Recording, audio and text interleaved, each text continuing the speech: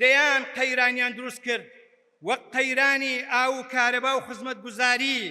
خەڵک لە بێکاری کۆچ دەکا، گەنج ناتوانێ هاوسەرگیری بکە، کرێتی ناتوانێ کرێ خانووی بدا، جوتیار ناتوانێ بەرهەمی خۆی ساغ بکاتەوە، کرێکار حەقی خۆی وەرناگرێ، ڕێگاکان ڕێگەی مەرگن.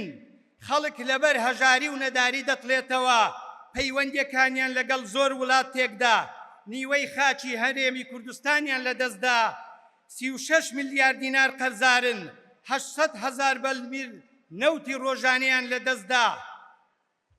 کەچی ئەوان ڕۆژانە کۆشک و تەلار و ئاپارتمان و باڵەخانەی بەرز و هەور بڕ بۆ دروست دەکەن، بۆ گەشت و گوزار و پژیسک و کات بەسەربردن دەچنە وڵاتان.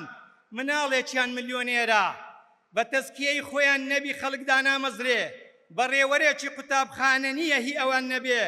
کوردستان غەرقی خراپەکاری و گەندەڵی بووە، جێی بەدڕەوشتیان دروست کردووە، بازرگانی ئازادیان نەهێشت، بە نەتیجەی تەزویر حکومڕانی خەڵک دەکەن. لە بەغداش لە هەموو شت شەریکن، سەرۆک کۆمار و چەندان وەزیر و جێگری پەرلەمان و سەدان پۆستی باڵایان هەیە.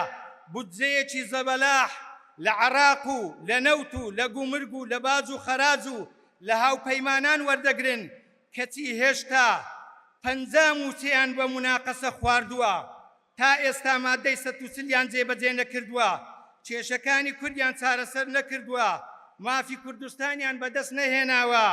لە دوای ساڵی 2017ەوە دەڵێن کەرکووک داگیر کراوە، کەچی لە بەغدا شەڕ لەسەر پۆست دەکەن. جا ئەگەر دەتانەوێ لەدەست ئەوانە ڕزگارتان بێ، چی کە دەنجیان پێمەدەن، ئەگەر دەشتانەوێ لە کۆڵتان ببنەوە، بە یەک دەن لە کۆڵ خۆیان بکەنەوە، چونکە هەموو جار لە هەڵبژارنەکان دەڵێن هەموو شتتان بۆ دەکەین، کەچی دواتر هیچتان بۆ ناکەن. ئەوەی دەشیکەن ئەرچی سەرشانیانە، کەچی منەت لەسەر خەڵک دەکەن. بۆیە جارێکی تر دەنجیان پێمەدەن، دەنگ بە کۆمەڵ بدەن، ڕابردوو شاهێدیمانە لەسەر داهاتوومان.